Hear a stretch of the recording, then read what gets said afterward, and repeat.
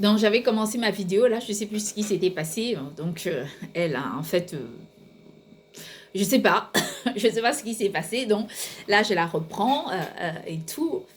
Donc, en fait, bref, donc j'étais en train de vous dire que j'avais acheté un nouveau téléphone, que je n'ai pas fait de vidéo depuis longtemps parce que, enfin depuis longtemps, depuis quelques jours, je ne sais pas depuis combien de jours, tout simplement parce que j'avais des sujets sur lesquels je devais forcément en parler, mais je n'avais pas beaucoup de temps.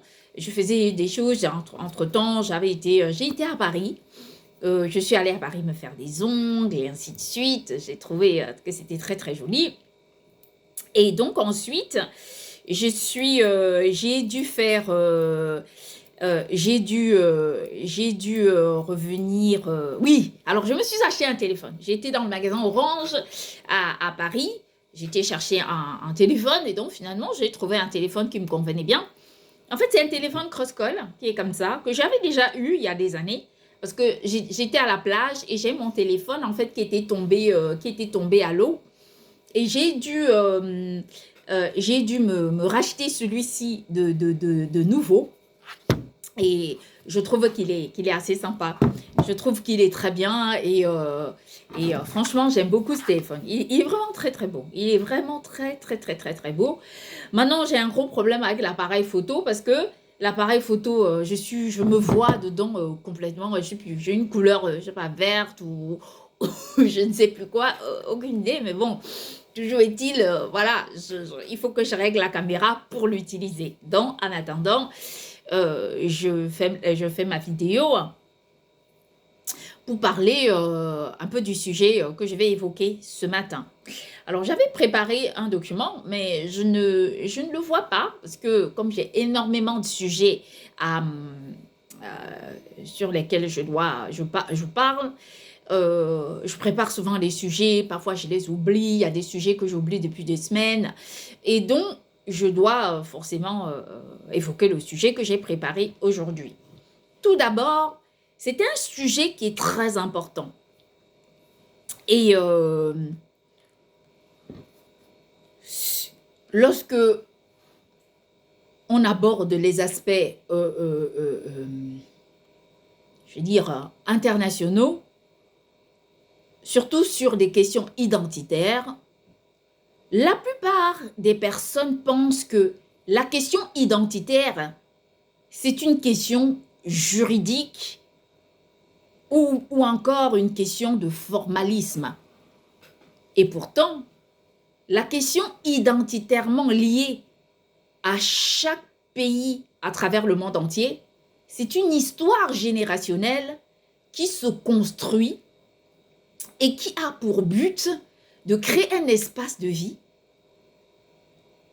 sur lequel il n'y a pas de domination, sur lequel il n'y a pas de quête, mais seulement une harmonie parmi les êtres humains qui sont appelés à vivre au sein d'un collectif social.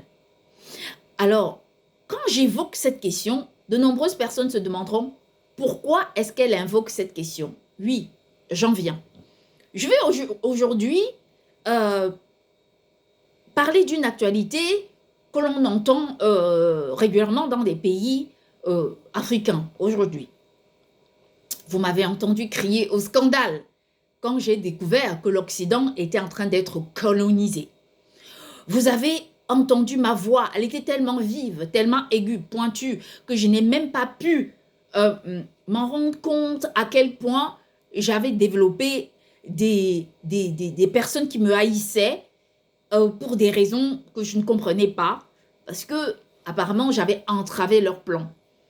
Mais je crois que la quête de la vérité vient aussi de cet esprit de vaillance qu'on porte en nous pour nous appeler à ne pas nous mentir à nous-mêmes, mais à regarder la réalité en face pour comprendre exactement comment est-ce que nous pouvons être capables de répondre aux grandes urgences du monde entier et surtout à parer l'adversité, à détruire la domination, à désorganiser les mythes de la recolonisation du monde pour aider les nations à s'asseoir sur leurs socles sociaux. J'ai entendu, donc ça c'est le sujet que j'apporte, qu'il y a des maires qui sont libanais en Côte d'Ivoire et qu'il y a certains qui sont des Libanais au Sénégal qui veulent même convoiter la présidence sénégalaise.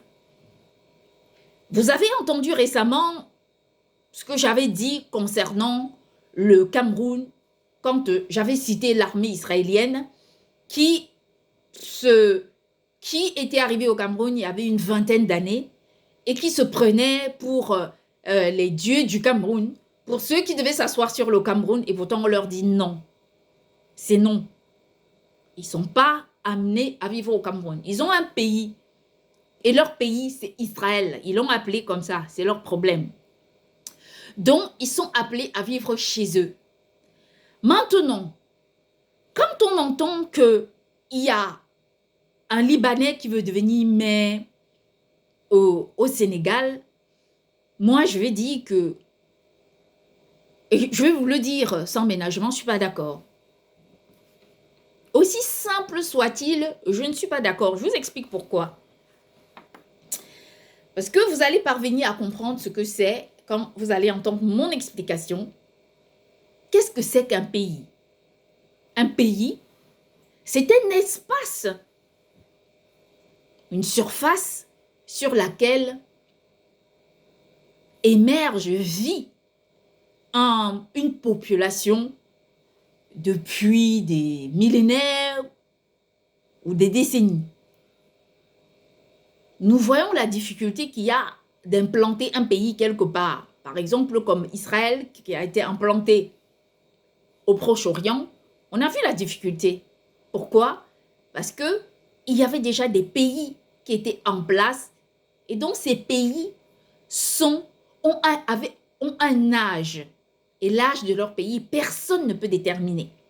Ni une personne qui arrive de quelque part, ni une autre qui surgit d'un autre endroit. Un pays, c'est un espace sur lequel une population s'est arrangée depuis les millénaires à supporter son histoire, ses affres et les colères de son identité, de son appartenance pour le conserver. Un pays revêt une histoire qui va au-delà du formalisme juridictionnel, mais un pays, c'est un lieu qui a fondé son identité sur une histoire qui tient à la fois des aspects positifs ou négatifs. Un pays, c'est un espace de vie qui s'organise autour d'un réalisme, d'une supportation que la population, en fait, tous les jours subit pour organiser tout un pays. Un pays n'est pas un papier. Un pays n'est pas une nationalité. Un pays, c'est un espace de vie qui a été construit par un socle social, par une population qui s'est vue toute la vie supporter tous les affres de la nature qu'on a pu avoir. Sur un pays, son histoire se construit autour de quoi? De la protection du pays à travers les guerres, de la protection du pays à travers la domination étrangère et surtout du maintien d'une collectivité humaine qui crée des ethnies pour s'implanter en tant que des autochtones et défendre ce socle social et devenir un peu les petits dieux de ces socles sociaux-là. Je ne sais pas si vous comprenez. Quand Dieu est au ciel et qu'on ne le voit pas, les socles sociaux, les autochtones sont dans les pays pour les protéger. On voit bien la réaction des autochtones quand ils voient un étranger arriver. Surtout dans des villages qui sont un peu reculés. toute la population sort pour voir qui est cet étranger. Et souvent, on conduit l'étranger chez le maire pour que le maire puisse savoir. Non, quand on dit chez le maire, c'est chez le chef du village pour qu'il puisse savoir qui est cette personne. Je ne sais pas si vous avez compris ce que je dis. Et donc, un pays est construit, l'histoire même d'un pays. Un pays n'existe que parce qu'il y a des autochtones qui ont voulu le construire. Parce que ces autochtones-là n'ont pas cherché à vendre leur pays. Ils ont opté pour de nombreux compromis, pour la paix, pour la sauvegarde même de leurs socles sociaux. Et c'est donc à travers ça, à travers toutes ces, je veux dire, tous ces sacrifices qu'un pays parvient à exister. Voilà, c'est ça qu'on appelle un pays. Un pays n'a rien à voir avec une carte nationale d'identité. Un pays, c'est un espace qui est lié à une difficulté qui se construit à travers des lois, à travers la Constitution, qui se construit aussi pour protéger d'abord le pays et pour apporter des solutions sur la vie future. Ça, c'est une réalité, c'est ce qu'on appelle un pays. Donc, ce que nous voulons dire ici avec insistance, c'est le fait que les gens qui protègent un pays ne sont pas simplement les gens qui ont eu des documents. Tout le monde sait que les cartes nationales d'identité, les passeports, tous ces formalismes-là, ce sont des formalismes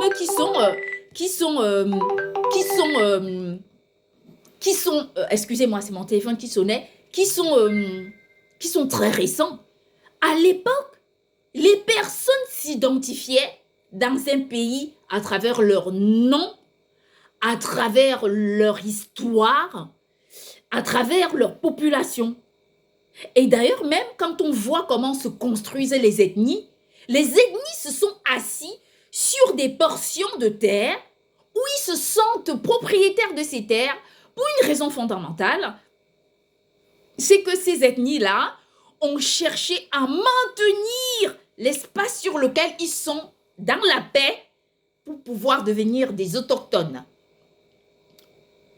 Quand on prend l'histoire des héros des nations qui ont toujours cherché à protéger leur pays, ce sont des gens qu'on peut citer comme Nyombé du Cameroun, comme Charles Atangana du Cameroun, comme les upécistes du Cameroun qui se sont battus pour maintenir le Cameroun. Non pas parce qu'ils avaient des documents. Quelquefois, certains n'avaient même pas de carte nationale d'identité. Mais c'est parce qu'ils étaient ethniquement assis de par leur attachement à leur tribu, à leur pays. On a vu des grandes figures de l'histoire comme Lumumba, comme Thomas Sankara, comme de très très grandes histoires humaines qui nous confortent dans notre lutte, comme de nombreuses personnes comme ça qui forcément ne me viennent pas en tête. Je ne veux pas citer les esclavagistes parce que pour moi, ce ne sont pas des exemples. On ne peut pas créer un socle social par l'esclavagisme, par la domination. Ça ne se fait pas. On peut tout à fait vivre ensemble sans forcément créer des problèmes et sans détruire les uns les unes et les autres. Donc ça, c'est une réalité. Quand on regarde ces gens, l'histoire de Charles Atangana du Cameroun, c'est une histoire juste fabuleuse. C'est un monsieur qui a lutté pour la souveraineté du Cameroun, qui s'est battu pour le Cameroun jusqu'à preuve du contraire. C'est pas parce qu'il tenait compte d'une formalité juridictionnelle. Non, c'est parce qu'il se sentait camerounais. C'est parce qu'il aimait le Cameroun et ce que le Cameroun incarnait. Donc, les gens qui, comme ça, s'inventent une poésie de l'appartenance à une nation à travers un document, moi, j'ai envie de déconstruire ça. Et j'ai envie de leur dire qu'un pays va au-delà, l'histoire d'un pays va au-delà de ça. Quand on connaît les plus grandes histoires bibliques, on s'en rend compte que l'histoire égyptienne, après 400 ans en Égypte, les Égyptiens, les Hébreux n'avaient toujours pas pu avoir de documents de nationalité égyptienne. Ils les avaient réduits à l'esclavagisme. 400 ans. Vous pouvez imaginer un peu ce que ça représente. L'histoire biblique nous enseigne cela. Ça veut dire quoi? Que les Égyptiens, entre Égyptiens, ont régné sur l'Égypte antique pendant 400 ans sans octroyer un poste pharaonique à un étranger. On sait que le prophète Moïse a accédé à ce poste pharaonique, mais il y a accédé par le biais de la sœur du pharaon. Et tout le monde est au courant de cette histoire. Alors, ce que je vais dire, c'est que il y a des gens qui sont dans la quête du grand remplacement. Autrefois, ça existait. Vous savez pourquoi? Parce que le projet universel n'était pas construit. Le projet même du monde entier vaguait sur des doutes et des révoltes. Parce que ce projet-là n'avait pas encore vu le jour. Et à partir du moment où ce projet a pris son envol, de nos jours, il est impossible de parler du grand remplacement parce qu'il n'y a plus de raison valable pour remplacer une population. Ce sont les esprits qui ont construit ce projet universel. Ce ne sont pas simplement les êtres humains. Ce sont des esprits. C'est un projet qui a été construit sans recherche, sans invention, mais c'est un projet purement humain et humaniste qui a été construit pour aider le monde entier à se sortir de cette domination, de ce grand remplacement que nous connaissons dans le monde entier actuellement. Parlant de ça, on ne peut pas se permettre de croire qu'on peut sauvegarder l'histoire même d'un pays parce qu'on a un papier. Un papier, c'est une formalité. Maintenant, comme j'appelle à la destruction des inégalités, c'est quoi? C'est cette formule qui permet d'ignorer des autochtones. Par exemple, quand je regarde ce pays, la France, qui est un pays auquel je suis très attachée à ses valeurs fondamentales, non pas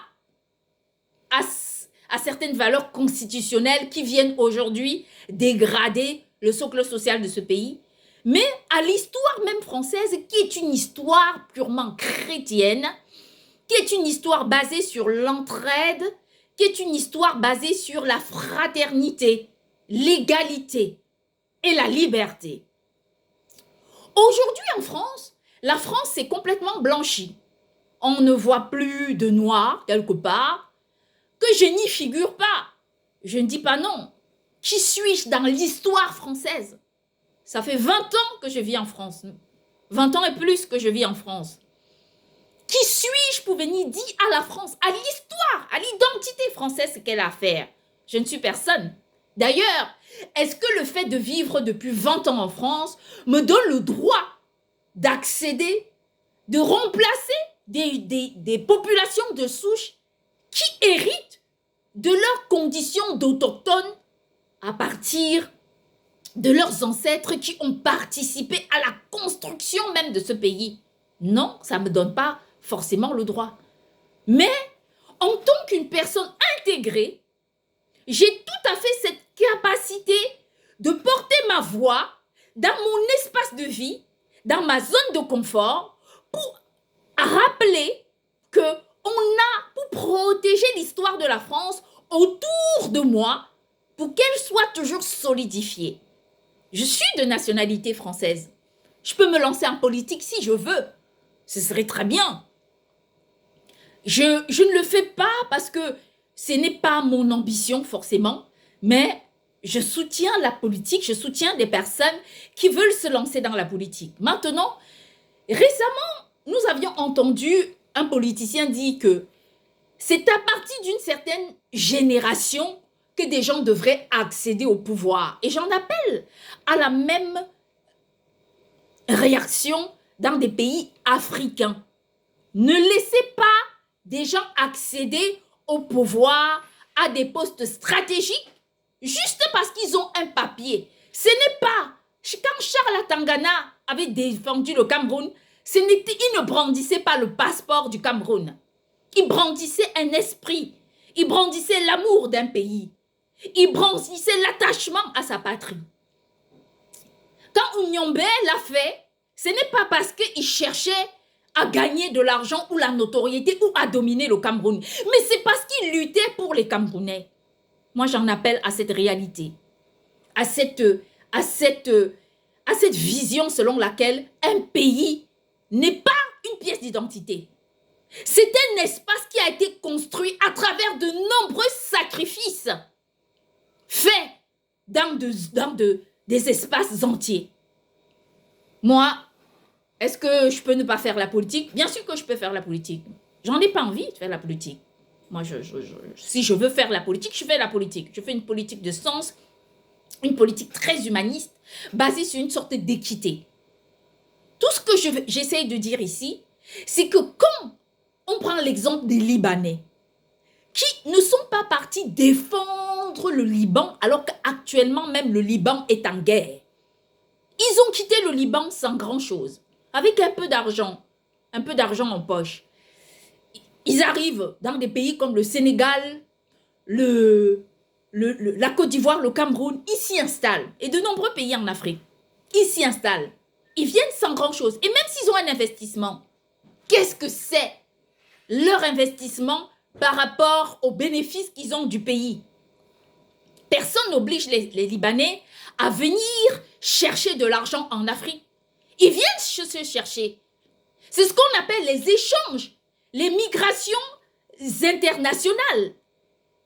Ils se cherchent. C'est tout à fait normal qu'ils migrent. Qui peut dire non? Ça fait partie des échanges, ça a toujours existé. Si une personne aujourd'hui refuse l'existence d'une migration, c'est que cette personne n'est pas normale. Parce que la migration a toujours existé et nous soutenons la migration pour qu'un peuple qui a envie, pour que des gens qui ont envie de découvrir autre chose si elles ne sont pas bien chez elles puissent le faire, mais pas pour dominer d'autres. Parce que quand on a des Libanais qui sont Libanais d'ancêtres, de leur grand-père, leur père, leur ancêtre, quand on creuse leur lignée de vie, ce sont des personnes qui sont des Libanaises. Elles arrivent en Côte d'Ivoire avec un peu d'argent, ou en Afrique, peu importe l'endroit où elles arrivent, avec un peu d'argent en poche. Elles ouvrent des magasins. Il ne faut pas que ce soit caricatural, il faut que ce soit divin, il faut que ce soit une voix divine qui porte ce message parce que c'est le cas. C'est comme ça qu'on m'a appris et c'est ce que je dois dire. Ils arrivent avec un peu d'argent, ils ouvrent des magasins, ils créent des communautés, ils ne vivent pas avec les autochtones. Ils se créent une identité entre eux. Ils mangent dans leur restaurant. Ils vivent avec leur peuple.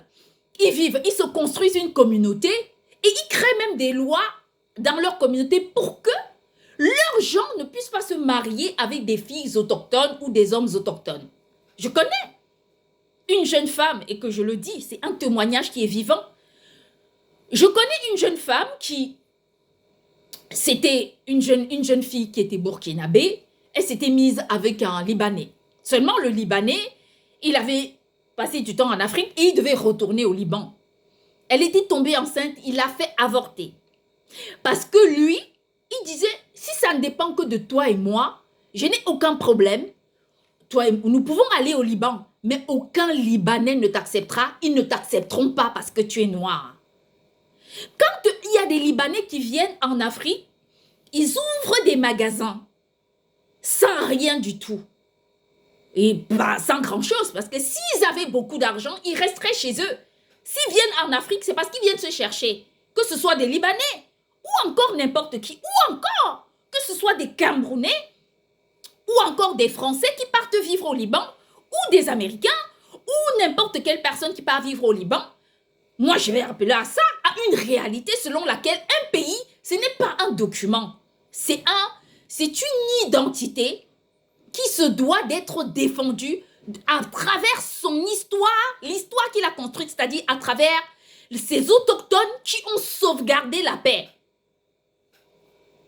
Si je mets une parenthèse entre ce que je dis, on voit des pays qui n'arrivent pas à s'asseoir comme Israël. Israël est dans l'incapacité de s'entendre avec ses voisins. Il n'y a pas de paix. Elle est en guerre tout le temps. Il y a des problèmes partout. Et donc, quand on regarde cette réalité qui porte la voix divine pour expliquer que un pays, ce n'est pas une question de document. Dans ce cas, parlons de ça. Les documents falsifiés, ça existe de part et d'autre. Il y a certaines personnes aujourd'hui qui se font passer pour une identité, pour un pays dont ils ne sont pas. Par exemple, il y a des nouveaux Indiens qui existent aujourd'hui. Ils se prennent pour des Indiens alors qu'ils ne le sont même pas. Il y a des nouveaux Tunisiens, peu importe, qui se prennent pour... alors qu'ils ne le sont même pas. Moi, ce dont j'appelle ici, c'est à une réalité qui doit conforter chaque peuple à être en capacité d'asseoir son histoire, non pas sur le doute, mais sur une réalité qui lui permet de sauvegarder sa population pour le protéger des affres extérieures. Parce que quand les Libanais arrivent en Afrique, ils ouvrent leur magasin, ils s'y installent. Qu'est-ce que font les autochtones? Prenons le cas, par exemple, du Cameroun. Les Camerounais leur donnent leur argent. Ce sont les Camerounais qui viennent payer. Parce que rappelons-le, la communauté libanaise au Cameroun, c'est une communauté qui est petite. Cette communauté n'est même pas capable d'apporter tous les milliards que les Libanais ont au Cameroun. Ce sont les Camerounais qui viennent acheter aux Libanais. Ce sont les Camerounais qui enrichissent les Libanais. Ce sont les Camerounais qui leur permettent de collectionner les milliards qu'ils ont. Au lieu d'investir cet argent au Cameroun, très souvent, ils portent cet argent pour retourner investir au Liban. Jusque-là, on va dire que ce sont des flux de migration. On ne peut pas se permettre de limiter ces flux de migration. Seulement, moi, j'en appelle à une formule de respect qui devrait conforter n'importe quelle personne, n'importe quel peuple. Parce que non seulement les autochtones donnent l'argent à des étrangers qui viennent dans des pays, mais encore, ils utilisent cette notoriété pour les dominer. Et quand on voit un Libanais qui vit au Sénégal, qui a un magasin, qui vit au Sénégal, il ne connaît pas les Sénégalais. Il n'approche pas les Sénégalais. Le seul moment où il parle avec les Sénégalais, c'est quand les Sénégalais viennent manger dans leur restaurant. C'est quand peut-être il va en boîte de nuit, il rencontre une belle Sénégalaise avec qui il sait qu'il n'ira pas plus loin que une histoire d'amour qui a pour but de s'arrêter. Et donc, ils vont continuer cette histoire. En fait, bref, ce que je vais dire, c'est qu'ils ne connaissent rien du Sénégal. Un Sénégalais, il connaît l'histoire de son pays. Il est lié à cette histoire à travers les ethnies. Parce que n'oublions pas que les ethnies sont des populations qui se touchent. Donc, ce sont des populations qui sont liées, qui, à travers une histoire, à travers une véritable identité, qui leur permet de comprendre comment fonctionne leur pays. Un pays, ce n'est pas une question de papier. Un pays, c'est une question identitaire. C'est une question ethnique. C'est une question autochtone. Ça n'a rien à voir avec tout ce qu'on croit, à ce dont on s'imagine. Un pays, c'est une souche de vie. C'est un espace qui a été construit à travers une histoire, à travers de nombreux compromis. Et donc, moi, je dis que si un Libanais veut devenir maire ou président comment dire, dans un pays africain, nous devons attendre 19 générations. Au bout de la 19e génération, ils auraient appris à connaître l'histoire de ce pays. Ils auraient appris à comprendre comment ça fonctionne. Ils auraient appris à vivre dans le pays, à aimer le pays. L'identité, c'est quoi? C'est une carte nationale d'identité. Vous croyez que le fait de posséder une carte nationale d'identité, ça nous donne droit à un pays? Non. Parce que quand les personnes migrent dans un pays, en arrivant là-bas, il y a eu des gens qui l'ont construit, le pays. Que font les autochtones? Les autochtones ouvrent leurs portes à ces migrants. Ils les reçoivent. Ils les aident. Ils leur ouvrent leurs bureaux. Ils leur ouvrent leur famille. Ils leur ouvrent leur marché, leur supermarché. On ne les contraint à rien. Les autochtones permettent aux personnes étrangères à venir vivre dans un pays et ils ouvrent toutes les portes pour que ces personnes étrangères se sentent bien. Or, que font ces personnes étrangères? Elles se sentent tellement à l'aise, si bien qu'elles décident de dominer tout un socle social, tout un socle de vie, tout un socle identitaire. C'est purement et simplement inhumain. Un pays ne se construit pas par la domination. Nous voyons un peu ce qui se passe dans de nombreux pays. On ne dit pas que ce ne sont pas des personnes qui ne sont pas capables d'accéder à des responsabilités, mais pardon, déjà, un document comme une carte nationale d'identité, ça permet d'entrer à devenir fonctionnaire. Ça permet à entrer dans l'armée. Ça permet à de nombreux avantages. Moi, je suis française de nationalité. Ce document me donne un tas d'avantages. Ça aussi, c'est un avantage. Ça me donne l'avantage de voyager dans de nombreux pays sans visa, d'avoir un certain pouvoir, parce que j'ai cette carte nationale d'identité. Mais l'histoire même de la France, ce n'est pas une histoire qui est une histoire de documents. C'est une histoire d'abord qui est patriote. C'est une histoire qui est identitaire, qui est autochtone. C'est une histoire qui ne doit pas se raconter simplement à travers une carte d'identité. Mais c'est une histoire ethnique qui s'est assise à travers des personnes qui ont fait des sacrifices oubliant d'aller dans le grand remplacement, oubliant d'aller dans des pays d'autres personnes pour chercher à grappiller leur argent et les dominer, oubliant d'aller entrer dans l'armée des personnes pour les dominer. Ce sont des autochtones qui, quand on regarde toutes les guerres des religions, la première guerre, la deuxième guerre mondiale, ont décidé de construire la France parce que ces personnes n'avaient pas le choix. À l'époque, de nombreuses personnes parmi elles n'avaient même pas de carte nationale d'identité. C'était des personnes qui regardaient leur pays en se disant simplement « Nous avons besoin de construire ce pays, c'est celui-là que nous voulons défendre. » Et à travers le monde entier, nous le voyons aujourd'hui. Pourquoi de nombreux pays entrent en guerre? Parce qu'à partir du moment où on touche à la souveraineté d'un pays, ça déclenche toute une guerre. C'est tout à fait normal. Pourquoi? Parce que ces gens ne sont pas des cartes nationales d'identité. Ce ne sont pas des passeports. Ce ne sont pas des formulations juridiques, mais ce sont des personnes qui ont opté, qui ont décidé, qui ont toujours vécu à un endroit et donc cet endroit, c'est le leur et donc ils n'ont pas besoin de partager avec d'autres personnes. Allons au-delà. Ce n'est pas une question de racisme. Prenons le cas du Liban. Il n'y a aucun noir, je dis bien aucun, sauf si c'est un cas du hasard, qui est peut-être fonctionnaire au Liban. S'il y a un cas, c'est que vraiment, c'est l'exception qui fait la règle. Pourquoi? Vous allez punir les Libanais parce qu'ils prennent cette décision? Ben non. Mais non, vous n'allez pas punir les Libanais parce qu'ils défendent la souveraineté de leur pays. Parce qu'un noir, s'il veut, il vient au Liban. En fait, s'il est accepté, parce qu'on reconnaît que c'est un pays quand même qui est très raciste. S'il est accepté, je connais des gens qui sont très bien au Liban. C'est quelques exceptions qui font la règle. Je connais aussi toutes les extravagances qu'on a entendues. Je ne vais pas ménager mon discours. Ce que je vais dire vient de mon cœur, vient de mon esprit. Et je pense qu'il est accompagné, que ce que je dis est accompagné par une volonté divine. Donc, moi, je vais appeler à une réalité selon laquelle un pays n'est pas une pièce d'identité. Si les gens attendent des générations de vie avec une démonstration de l'intégration, on peut comprendre.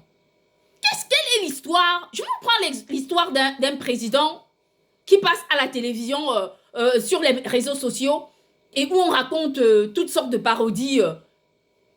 Prenons quelques exemples. Allez, je ne vais pas citer les noms. Il y a des présidents africains qui, malgré leur titre, malgré leur rang, ont été des personnes comme nous, nées de familles très pauvres, vécues dans des bidonvilles, des gens qui n'avaient pas de possibilité de s'en sortir, des personnes qui étaient vraiment démunies. Mais à travers l'histoire de leur pays, ces personnes se sont engagées en politique. Pourquoi? Mais parce qu'ils connaissaient les problèmes de leur pays. Qu'est-ce qu'un Libanais connaît de la Côte d'Ivoire? Qu'est-ce qu'il en sait? Il arrive avec quelques milliers en poche, d'euros en poche. Il investit. Ce sont les Ivoiriens qui rendent riches les Libanais. Si les Libanais étaient aussi riches que ça, ils resteraient chez eux. Et aujourd'hui, si les Libanais décident de retourner tous au Liban, les Ivoiriens ne les arrêteront pas. Parce qu'ils leur ils diront, ben, très bien, les espaces que vous allez laisser, les autochtones vont venir occuper. Ce n'est pas parce qu'on laisse quelqu'un s'intégrer chez soi qu'en réalité, le pays appartient à la personne. Un étranger doit respecter les gens qui l'enrichissent. C'est comme ça que ça fonctionne. Doit être plus humble, plus cohérent, avec une humilité qui permet d'asseoir une certaine dignité. 19 générations. 19 générations, ouais. 19 générations pour commencer à défendre un poste. Participer à une vie. Si par exemple, il y a un Libanais qui aime tellement son quartier en Côte d'Ivoire, s'il vit dans un quartier, seulement qu'il vit dans des quartiers libanais, moi, si un jour, et je vous le dis toujours, j'ai cette capacité d'avoir un pouvoir quelque part, je détruirai tous ces quartiers. Tu viens dans un pays, tu vis avec tout le monde. Tu t'intègres avec tout le monde. Je ne veux pas de quartier dans des endroits. Un quartier de quelqu'un, ça n'existe pas. Tu ne peux pas venir dans un quartier construire un quartier. Tu peux pas venir dans un pays construire un quartier. Un pays qui t'ouvre toutes ses portes, qui t'ouvre tout ce qu'il te donne, qui t'apporte ceci, cela, et tu viens construire un quartier. Ce n'est pas possible. Ou encore chercher à le dominer. Donc, ce que je dis, c'est que les choses doivent être très claires. Si nous devons parer à ce grand remplacement qui a été cité dès le début par le président Abdelmadjid, nous devons être en capacité de défendre la souveraineté de nos pays contre ces lèche-frites qui viennent de partout pour détruire nos socles sociaux. On a vu comment ils se comportent. Le monde entier est aujourd'hui assis sur une forme de criminalité. Parce que ces gens, quand elles arrivent quelque part, n'aiment pas d'autres personnes. En fait, elles viennent pour simplement les détruire, pour simplement asseoir leur notoriété, asseoir leur force. Et pourtant, nous devons être en capacité de refuser cette animosité qui s'est désormais implantée dans le monde entier pour nous dicter à nous, qui construisons notre histoire, que ce que nous avons à faire. Les gens qui détruisent d'autres personnes, ce sont des gens qui doivent être capables de comprendre à quel point on n'a pas le droit d'arriver sur un socle social et de le détruire, tout simplement parce qu'on croit que l'argent que la population donne est une forme de victoire. Non, c'est un échec cuisant. Parce que les autochtones doivent continuer la procréation de leur histoire. La raison, elle est très simple. C'est que pendant que les adultères internationaux qui traînent dans tel pays, qui partent dans tel autre, sont en train d'asseoir leur adultère quelque part, pendant ce temps, il y a des autochtones qui travaillent parfois la terre qui est dure. On leur dit non. On dit non à cette adversité. On leur dit que ce n'est pas possible. Ils doivent savoir construire un pays. Désormais, dans le monde entier, chaque peuple a un pays. Chaque peuple.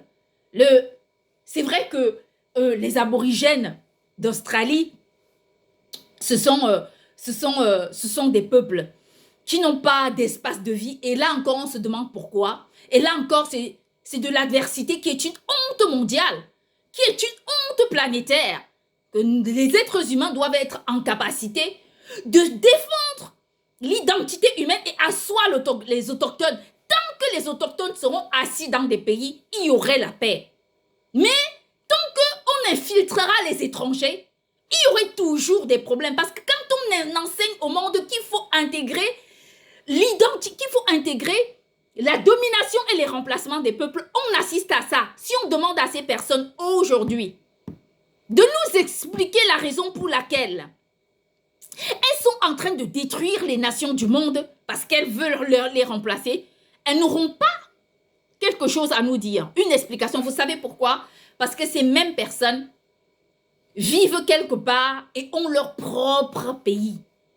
Donc, à partir de là, il n'y a pas de raison que ces gens viennent détruire, déconstruire le travail des autochtones. Quand on parle de l'histoire de Charles Atangana, c'est ce Camerounais qui s'est battu pour le Cameroun jusqu'à preuve du contraire. Quand Charles Atangana, quand on raconte son histoire, ça donne la chair de poule. On voit à quel point les gens aiment d'autres personnes. Il ne défendait pas le Cameroun parce qu'il attendait, c'était une formalité. Il ne défendait pas parce qu'il espérait quelque chose, mais il a défendu le Cameroun pour que le Cameroun devienne souverain et indépendant, pour que d'autres personnes des régimes étrangers ne viennent pas s'asseoir sur le Cameroun. Et c'est ce qui a permis à ces Libanais, ces personnes étrangères, à venir s'y implanter. À quel moment est-ce que ces personnes étrangères ont défendu certains pays? Moi, j'invite tous les peuples de la terre à sauvegarder leur nation, à créer des processus stratégiques pour sauvegarder les pays. Je vais vous dire une chose. Il y a de nombreuses personnes ne savent pas ce que je sais. Il arrive des moments où je ne dis pas tout. Mais si je le dis, c'est parce que ces gens ne vont pas asseoir ces pays-là parce que ça peut aider. Si ça pouvait aider, penserez-vous que je dirais non? Penserez-vous que nous, on serait dans la capacité de la contestation? Mais nous ne sommes pas des gens comme ça. Nous ne parlons pas pour parler. Mais c'est parce que c'est un grand foutoir, mais un grand désordre qui doit venir créer des problèmes. Parce que un pouvoir ne peut pas régner avec un autre pouvoir. Nous avons vu l'échec de l'esclavage, l'échec de la colonisation. Et nous appelons à ça, à cette réalité. Quand on regarde aujourd'hui des pays comme dans de nombreux pays occidentaux, ce qui se passe, c'est quoi? C'est qu'il y a des Noirs qui sont devenus des autochtones. Parce que cela fait des centenaires qui construisent leur histoire dans des pays. Prenons le cas des Antilles de la France. Ce sont des autochtones de nos jours. De nombreuses générations ont succédé. Ils n'ont qu'un pays, c'est la France. Ils n'ont pas un autre pays. Ce serait abject, affreux de les repousser, de les rejeter pour une simple et unique raison qu'on crée une sorte de sauvegarde.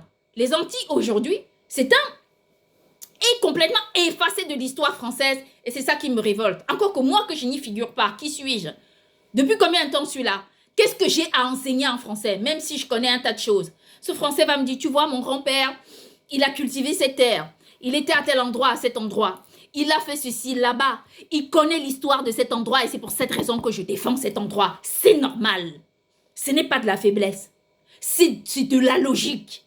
C'est humain. Quand on voit les gens venir au milieu d'un peuple dit qu'il doit venir leur dominer, on leur demande simplement, vous allez réécrire l'histoire? Qu'est-ce que vous allez faire? C'est quoi? Vous allez venir dominer un socle social dominé par d'autres personnes qui y vivent déjà? La domination sur la domination ne peut jamais fonctionner. Ça ne peut pas cohabiter. La domination ne peut pas cohabiter avec la domination. D'autant plus que quand j'interpelle ces cas, nous sommes en train de tourner autour d'une identité quand même. Il y a des Libanais qui veulent devenir maires, qui veulent devenir des présidents au Sénégal. Ils vont utiliser certains panafricanistes pour atteindre leur cible.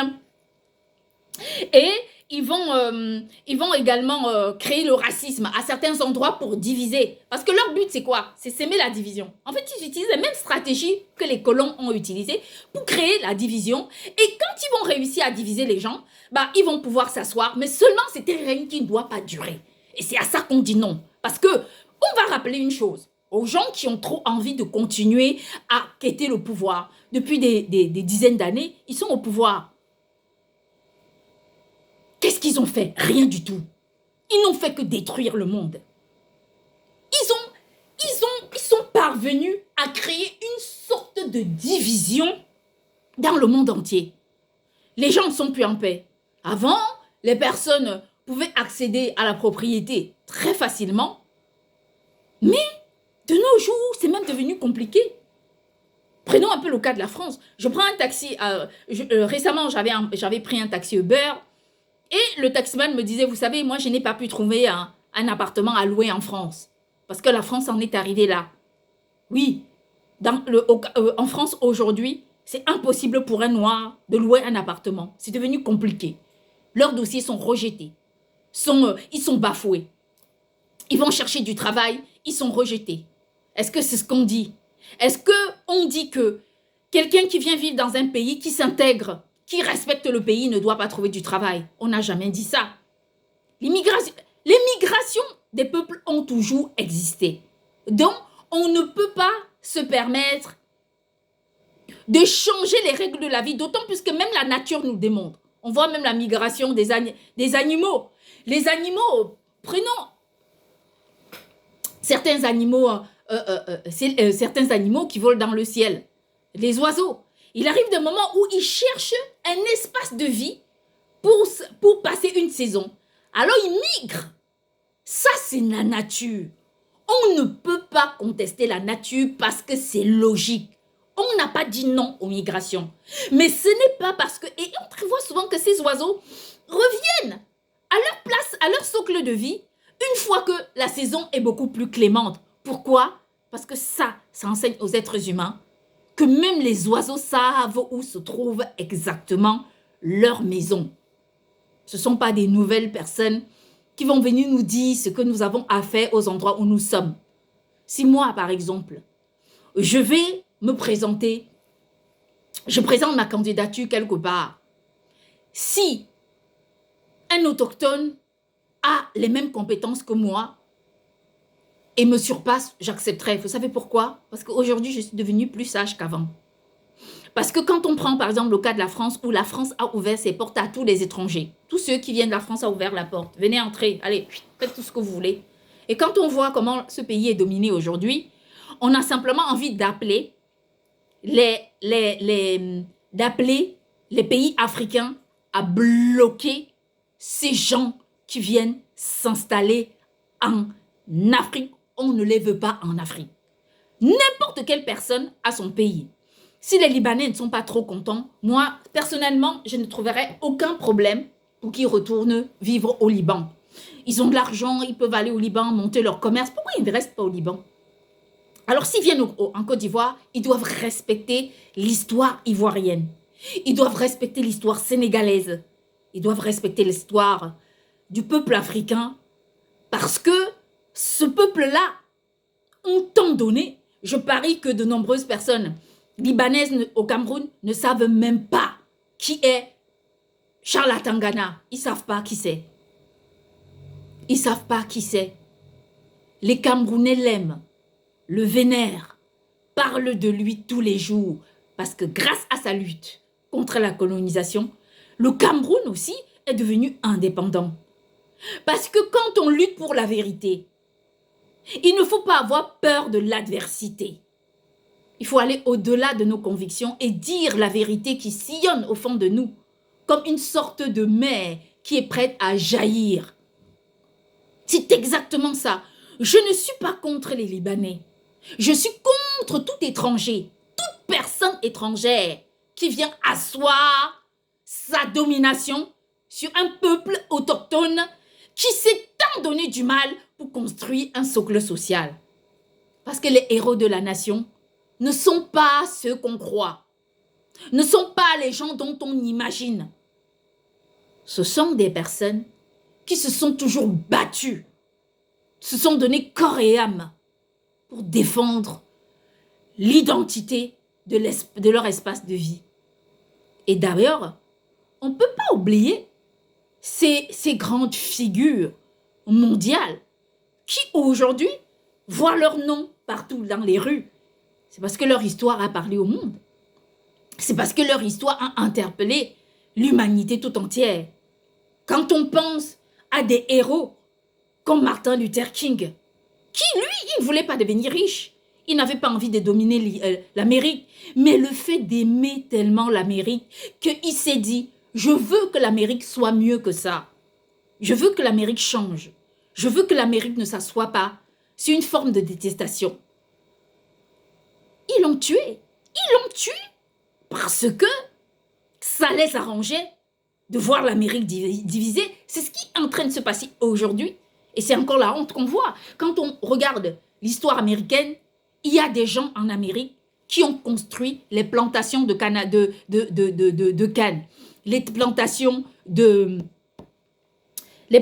de coton, qui ont construit les chemins de fer, qui aujourd'hui en Amérique, on les appelle les Noirs américains.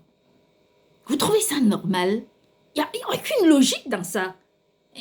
Sinon, en France, on va appeler les Antillais les Noirs de France. Vous trouvez ça normal de les identifier en tant que tels? Ce n'est pas normal. Au bout de la 19e génération, s'il y a une personne qu'on traite d'étranger, c'est méchant.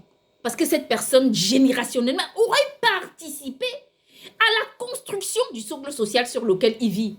Mais avant ça, c'est impossible. Peut-être qu'on me dira que il y a des compromis, mais il n'y a pas de compromis.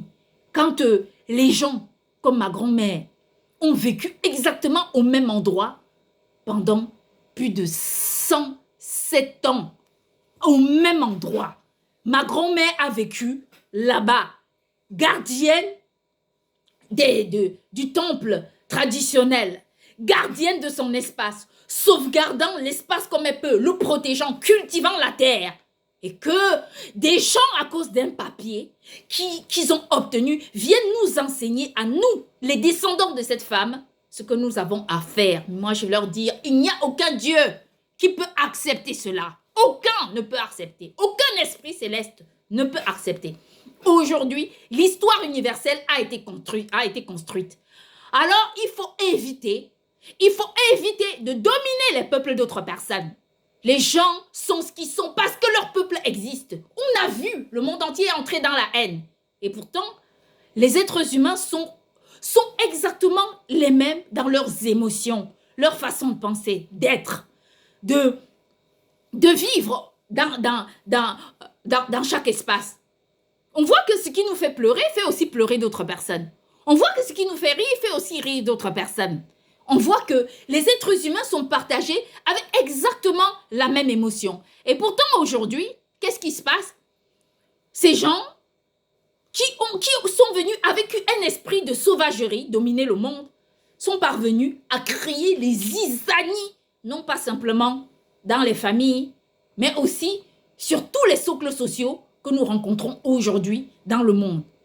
Alors, nous avons envie de dire que l'histoire d'un pays, ce n'est pas une carte d'identité. Ce n'est pas un passeport. Ce n'est pas une domination ou l'argent.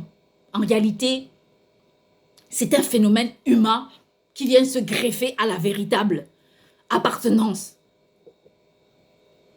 L'histoire d'un pays, elle est d'abord ethnique, identitaire et doit être défendue sur ces bases-là. Parce que quand moi je vois que je viens d'un pays, du Cameroun, où bien sûr que je suis Bamileke, mais je suis Bamileke de Bafoussam et de Banjul. Quand j'arrive chez les Bahamas, je suis étrangère chez les Bahamas. C'est la vie qui veut que ce soit comme ça. Et pourtant, ce sont des Bamileke. C'est une façon pour dire que les êtres humains ne doivent pas être dupes. Moi, je ne parle pas de ça par rapport au Liban simplement. Mais j'invite aussi les Libanais à protéger leur pays contre les étrangers. Moi, j'ai été la première à me lever par la volonté divine de scander au désastre, quand l'argent des Libanais était détourné. Moi, je me suis levée. Combien de vidéos ai-je fait pour défendre les Libanais? Combien ai-je fait pour que leur argent leur soit rendu?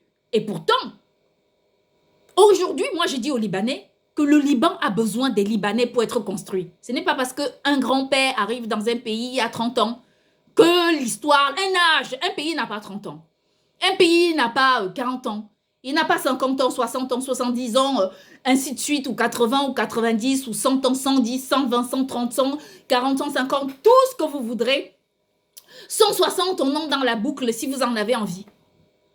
Un pays, c'est une histoire millénaire qui s'est fondée à travers une dynastie.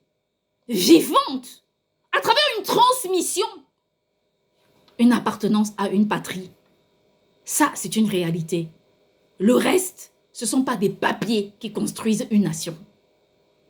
Et moi, quand j'ai entendu ce politicien français dire que certaines personnes étrangères ne devaient pas accéder à certains postes, moi, je n'ai aucun problème avec ça. Pas parce que je suis raciste, mais parce que c'est la vérité.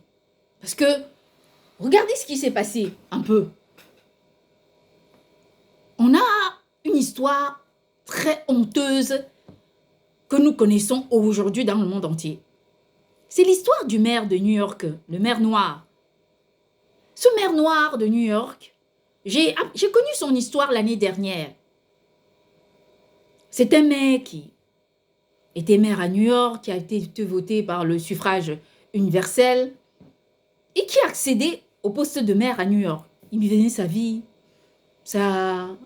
il n'avait pas de problème. Subitement, un jour, je regarde sur les réseaux sociaux et je vois les racistes dire un maire noir à New York. Vous pouvez vous imaginer qu'il y ait un maire noir à New York. Pour eux, c'était juste impossible qu'il y ait un maire noir à New York.